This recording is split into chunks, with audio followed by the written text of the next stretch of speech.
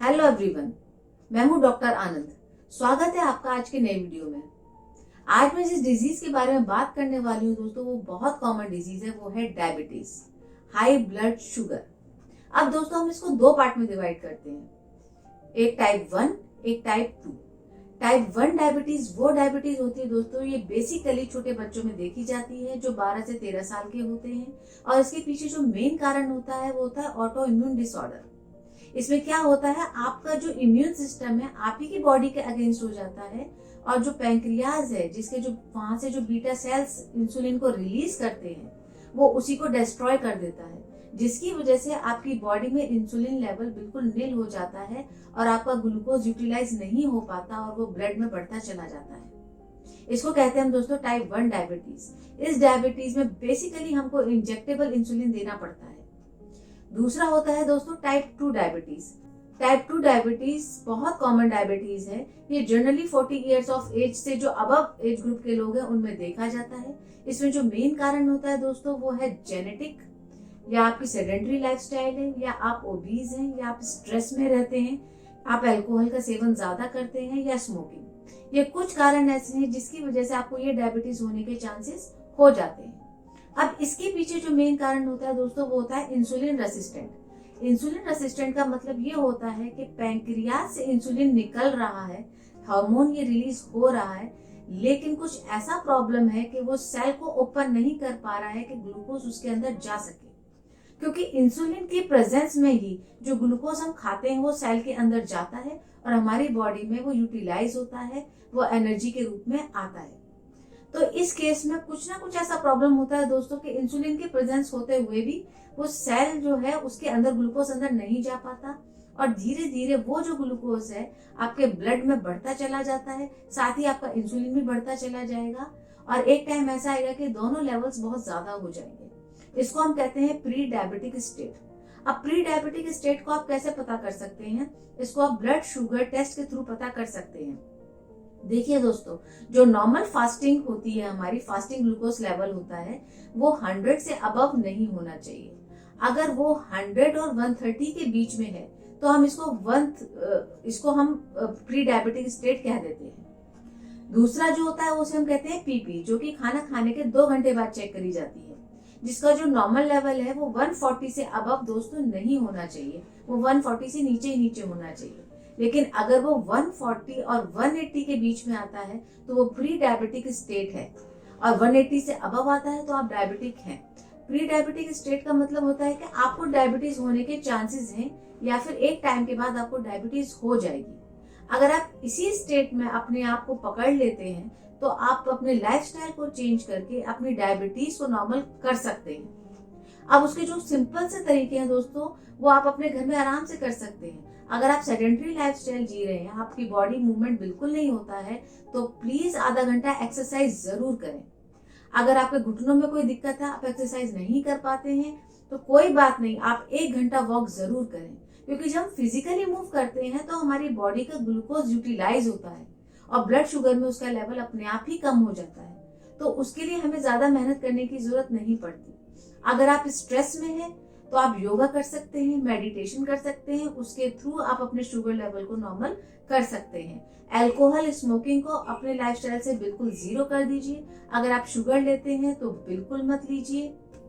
Coffee का intake बहुत ज्यादा मत करिए, उससे भी शुगर बढ़ने के चांसेस ज्यादा होते हैं। और अगर आप खाने में नमक ज्यादा लेते हैं उसको भी कम करिए, क्योंकि नमक ज्यादा लेने से भी शुगर लेवल बढ़ जाता है। हेल्दी डाइट लीजिए दोस्तों, प्रॉपर फ्रूट्स लीजिए, वेजिटेबल लीजिए, टाइम से खाना खाइए, एक्सरसाइज करिए। आप ये कुछ छोटी छोटी चीजें अगर अपने लाइफस्टाइल में चेंज करेंगे तो आप प्री डायबिटिक स्टेज से नॉर्मल शुगर लेवल पे आ जाएंगे और आपके डायबिटीज होने के चांसेस दोस्तों बिल्कुल कट ऑफ हो जाएंगे। अब मैं इसकी होम्योपैथिक ट्रीटमेंट पे बात करूंगी दोस्तों। होम्योपैथिक ट्रीटमेंट में कुछ मेडिसिन ऐसी आती हैं जो बहुत अच्छा काम करती हैं और जिसके पीछे हमें ट्रिगरिंग फैक्टर देखना पड़ता है।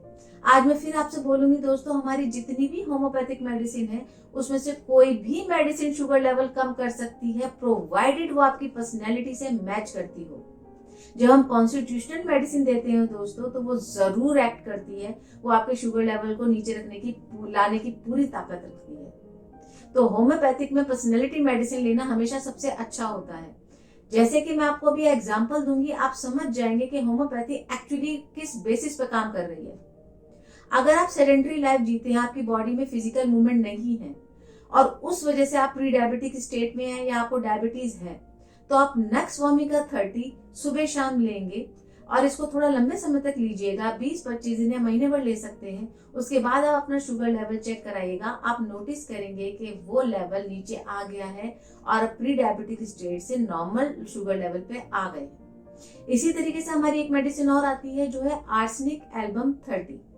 दोस्तों, ये हम उन पर्सनैलिटीज को देते हैं जिनकी बहुत एंजाइटी एंशियस पर्सनैलिटी है, जो बहुत जल्दी घबरा जाते हैं, बहुत जल्दी परेशान हो जाते हैं, उस वजह से वो स्ट्रेस में रहते हैं और स्ट्रेस में रहने की वजह से उनको शुगर हो जाती है और या प्री डायबिटिक स्टेज में आ जाते हैं। तो उस केस में हम आर्सेनिक एल्बम 30 देंगे दोस्तों, सुबह शाम ले, महीने भर तक ले सकते हैं। एक एक बूंद थोड़े से पानी में डाल के पीना होता है, उससे आपकी शुगर लेवल मेंटेन रहेगी। इसी तरीके से अगर आपकी पर्सनैलिटी बहुत रिजर्व्ड है, आप कुछ भी डिस्कस नहीं करते हैं, आप बहुत इंट्रोवर्ट हैं, आपके जितने भी इमोशन है वो आपके अंदर रहते हैं, आपको डिस्कस करने की हैबिट नहीं है और उस रीजन से आपके अंदर शुगर लेवल बढ़ गया है या आप प्री डायबिटिक स्टेट में आ गए हैं, तो उस केस में दोस्तों होम्योपैथिक मेडिसिन बहुत अच्छा काम करती है, वो है नेट्रम्यूर। नेट्रम्यूर 30 आप सुबह शाम ले सकते हैं, इसको लंबे समय तक लिया जा सकता है।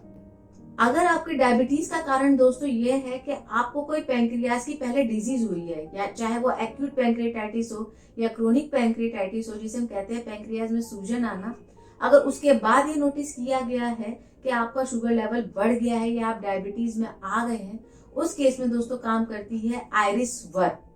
आयरिस वर मेडिसिन आप 30 पोटेंसी में सुबह शाम ले सकते हैं, इसको लंबे समय तक लें, ये आपके शुगर लेवल को नीचे लेकर जरूर आएगी। इसी तरीके से दोस्तों कुछ हमारी स्पेसिफिक मेडिसिन भी आती है जो हम स्पेसिफिकली एक पर्टिकुलर डिजीज में दिया करते हैं, जैसे कि सिफ्लेंड्रा है, इंसुलिनम है, यूरेनियम नाइट्रिकम है, जिनसेंग है, फ्लोरिजीनम है, फेनुग्रीक है। ये कुछ मेडिसिन है दोस्तों जो हम टिंचर फॉर्म में यूज करते हैं, मदर टिंचर फॉर्म में।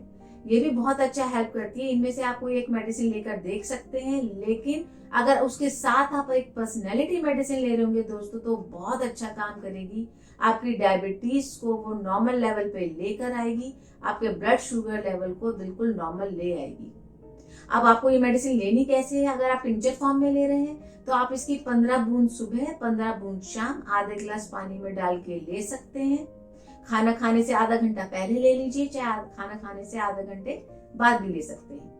ये मेडिसिन आपके शुगर लेवल को मेंटेन करने की पूरी कोशिश करेगी। ये एक लाइफस्टाइल डिजीज है दोस्तों, जो लाइफ में चेंजेस करने से ही ठीक हो सकती है।